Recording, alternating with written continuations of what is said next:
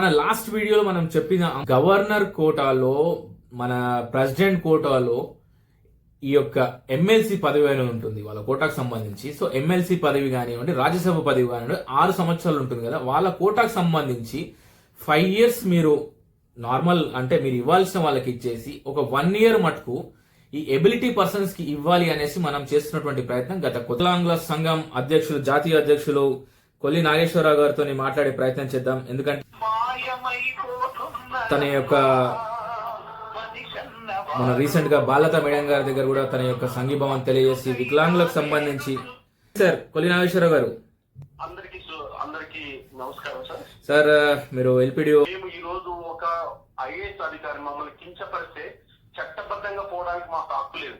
అదే మాకు చట్టసభల్లో మాకు ఒక నాయకుడు అంటే దివ్యాంగుల దగ్గర నుంచి ఒక నాయకుడు ఉంటే ఈ రోజు